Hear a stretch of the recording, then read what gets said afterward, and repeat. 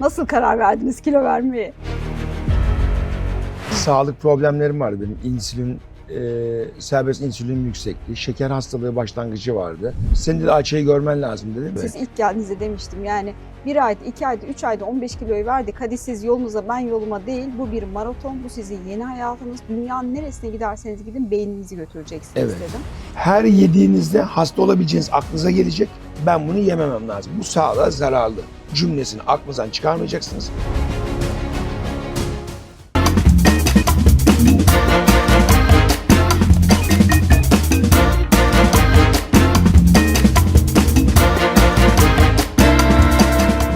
Bu videomuzda müthiş bir başarı hikayesiyle yine birlikteyiz. Yanımda çok kıymetli hastam Hüseyin Bey var. Efendim biz onunla 15 kilo verdik ve yaklaşık 1 yıldır hiç geri almadan da bunu korumayı başarıyoruz. Şimdi bir erkeğin kilosu nedeniyle bir doktora başvurması çok da beklenilen bir şey değil. Hanımlar daha çok böyle kilolarından muzdarip olup geliyorlar da erkekler de diyor ki işte göbek erkekliği şanındandır falan diyor. Ancak Hüseyin Bey öyle yapmadı. Geldi 15 kilomuzu verdik ve inanılmaz sağlık kazanımlarımız oldu. Sevgili dostlarım YouTube kanalımıza abone olmayı ve bizlere yorum yapmayı ihmal etmeyin diyoruz.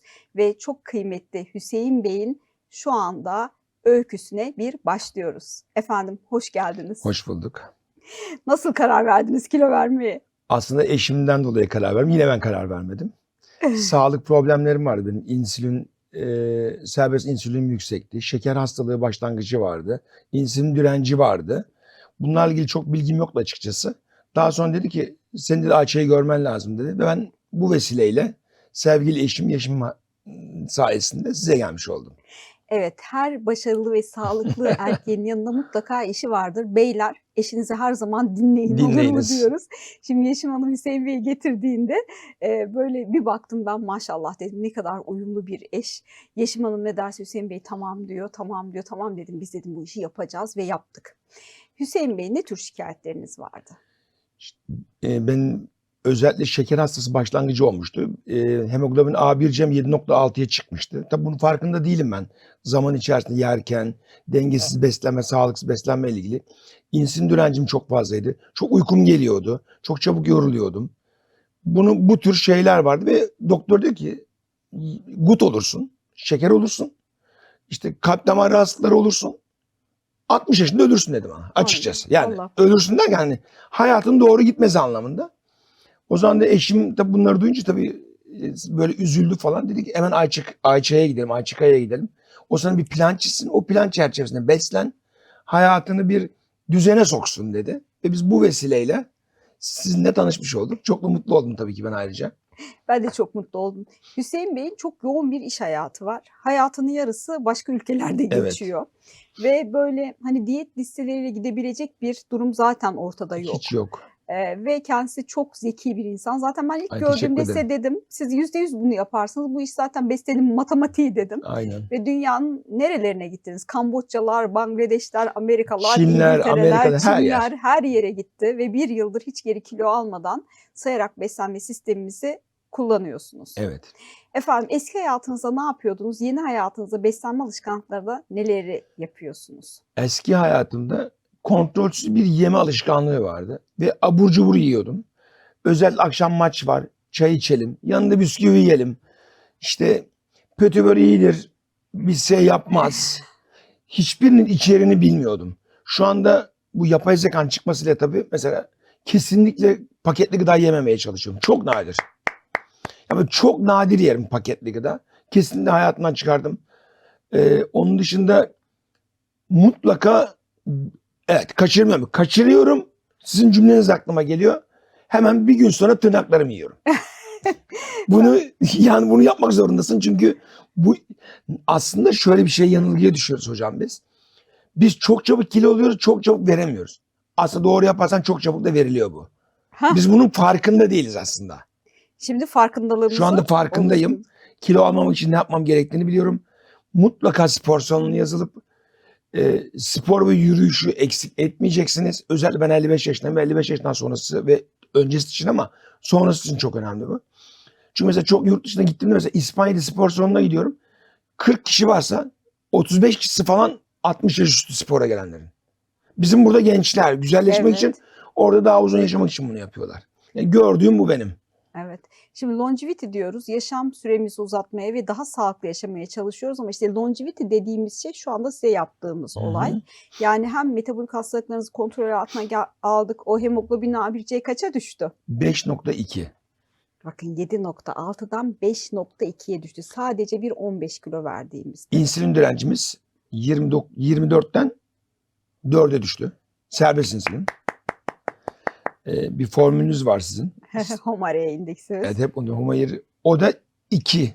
2.2. Normalde 6.5 falandı. Ya hani sadece dış görünüş olarak değil, iç organlarınızın bu kadar iyileştiği için ben o kadar mutlu oluyorum ki. Bir de tabii bu arada bir sigarayı bırakma serüveniniz oldu Evet. sizin. Yani bunun için de ayrıca bir gururlanıyorum. Çünkü insanlar sigarayı bıraktıklarında genelde kilo artışı yaşarlar. Hüseyin Bey en zoru yaptı. Hem kilo verdi hem sigarayı bıraktı Evet. ve sağlığına inanılmaz yatırımlar yaptı. Nasıl başardınız? Aslında tabii sigara bizim hayatımızda, aile hayatımızda çok kangren bir durumdu. Eşim nefret ediyor bundan. Ben de kaçak göçek içiyordum. Ona bir sözüm vardı. Diyordum ki yani senin yanında içmeyeceğim ama o yokken çok içiyordum. Açıkçası yani. Neyse. e, Sürekli video izliyorum. İşte ben bunu nasıl bırakırım, bunu nasıl bırakırım, bunu nasıl bırakırım. Bir tane esnafın biri vardı, adını unuttum. Onun bir sigarayı bırakma hikayesi var. Çok basit. Bıraktım demiş ve bırakmış. Ve ben de bunu örnek aldım. Ben dedim bunu bırakacağım. Kendimi ikna ettim ben bunsuz yaşayabileceğimi. Ama sonrasında yaşadıklarım çok enteresandı. Hayatımın her noktasında sigara içtiğim alanlar oluşturmuşum. Semtimde, iş yerimde, her yerde. Böyle bir zaman oluşturmuşum. Bir de bu vesileyle şöyle bir şey yaptım ben. O da sizin sayenizde oldu açıkçası. Şunu yapmalarını istemem ben insanların. 2 ayda 10 kilo vereceğim. Verme kardeşim. Hah. Yarım kilo verdi mi? Mutlu ol. Öbür ay bir ay bir yarım kilo daha ver. Bunu bir zamana, bir termine bağlamazsanız bu sizi hayatta çok rahatlatıyor. Zaman çok yavaş geçiyor. Hayatınız uzuyormuş gibi hissediyorsunuz. Ve başarısızlık algısı yok oluyor. Evet, yani mutlak başarı bu bir aslında 1 metrelik 2 metrelik bir koşu değil, bu bir maraton. Siz Evet. ilk geldiğinizde demiştim yani 1 ayda 2 ayda 3 ayda 15 kiloyu verdik hadi siz yolunuza ben yoluma değil, bu bir maraton, bu sizin yeni hayatınız, dünyanın neresine giderseniz gidin beyninizi götüreceksiniz Evet. dedim. Ve bizim bilgilerimizde o beyinle dünyanın çok çok farklı ülkelerinde bu Farklı başarıyı zaman gruplarında. farklı zaman gruplarında hiç diyet listesi olmadan kendi kendinizi kontrol edebilme ve yönetebilme becerisini oluşturdunuz. O kadar gurur duyuyorum ki sizi Çok gördükçe. teşekkür ederim ben de. Gerçekten. Ben de size tanıştığım için çok mutluyum açıkçası. Çok teşekkür ederim. Çevreden görenler ne diyor? Önce geçen hafta Denizli'deydim. Annemlerine gitmiştim. Çok mutlu oldum. Aa nasıl olmuşsun? Kaç kilo verdin? Nasıl verdin? Nasıl verdim diye bir şey yok. Yani ben rejim yapmıyorum bir kere dedim öncelikle. Her gelene diyorum ki yani her yediğinizde hasta olabileceğiniz aklınıza gelecek. Ben bunu yememem lazım. Bu sağlığa zararlı cümlesini aklınızdan çıkarmayacaksınız. Sürekli bunu beyninize tetikleyeceksiniz ve yeme ahlakını edineceksiniz. Annem çok güzel şeyler yapmış. Sadece çorbası yani. Çorba çok güzel. 2 tas çorba içtim ama diğer şeyleri yemedim. Bu dengeyi sağlayabilmek lazım.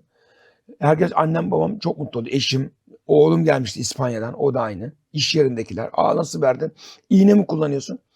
Ben 2 kere balon taktırdım ayrıca. Benden önceki tedavi Evet. süreçleri. Neler yaptınız? Hadi onlardan birazcık bahsedelim. 2 kere balon taktırdım. İkisinde 15 kilo verdim. Çok kısa sürede de verdim açıkçası. Ama akabinde o kadar çok karnım acıktı ve özlemişim ki yiyemeyince. Ben onların tamamını bir ayda aldım. Ve sonra eşim bana dedi ki ya istiyorsan balon da taktırabiliriz. Dedim ben zorla bir şey yapmak istemiyorum artık dedim. Ve ben bunu irademle yapmak istiyorum. Bunu da şu anda becerdiğime inanıyorum ve her şey kontrol altında. Beynim beni kontrol ediyor, ben onu kontrol ediyorum. İşte bu. Şimdi tabii çok farklı uygulamalar var. Balonlar, iğneler, ilaçlar, detokslar, tek yönlü diyetler, diyet uygulamaları ama bunlar sürdürülebilir değil. O balon mideden çıktığı zaman eski beyin aynı beyin olduğu için insanlar gidip tekrar yiyorlar. Evet. Ve bir noktada kısır döngüye giriyor aslında. Kilo aldım tekrar balon taktırayım. Kilo verdim gayet her şey çok güzel eski hayatına dönüyor.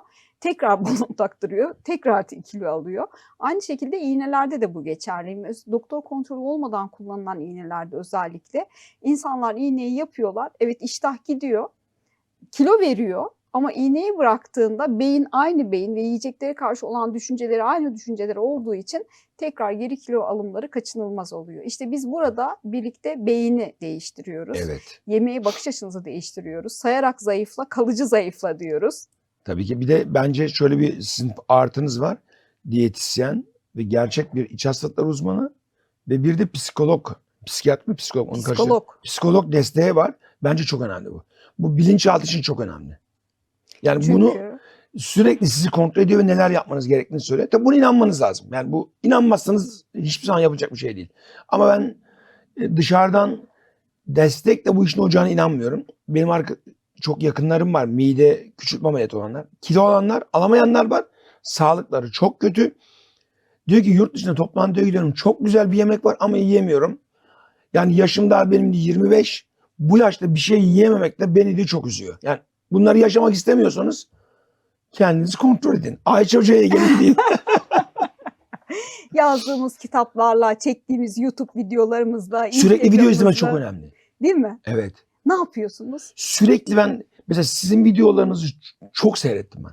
Sürekli izle. Bu beyni oraya yönlendiriyor. Bunu unutmamanızı sağlıyor. Bir İngilizce öğrenir gibi.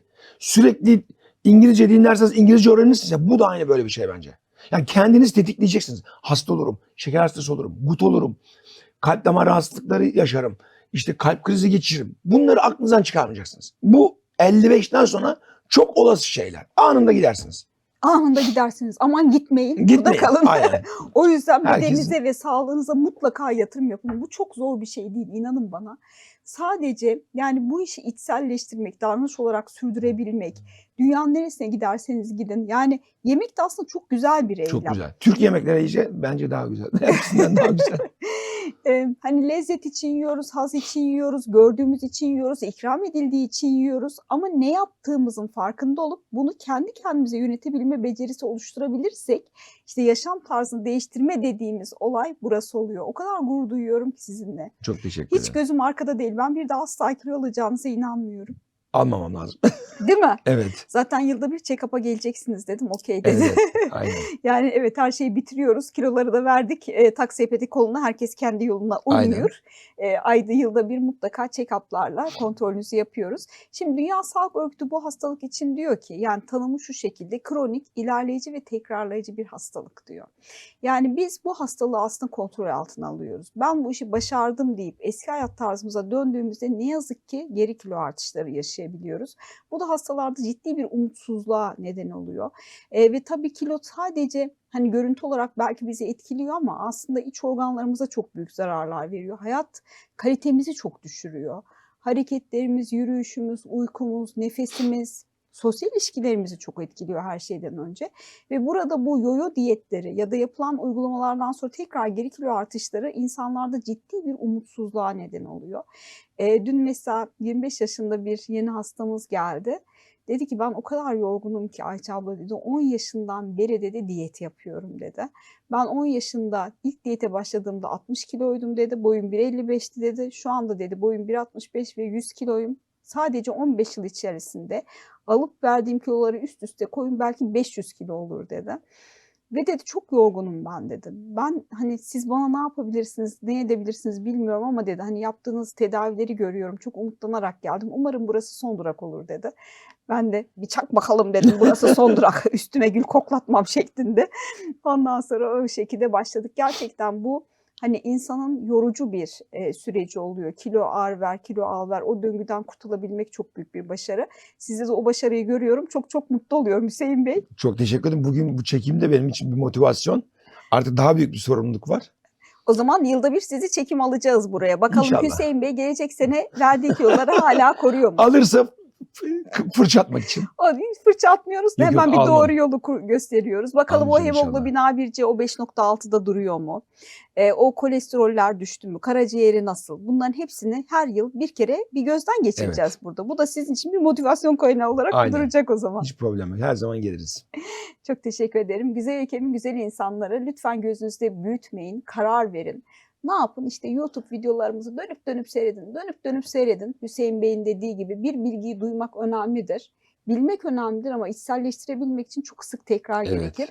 Ve siz bunu yapacaksınız. Ben eminim. Biz yaptık, siz de yapacaksınız diyoruz.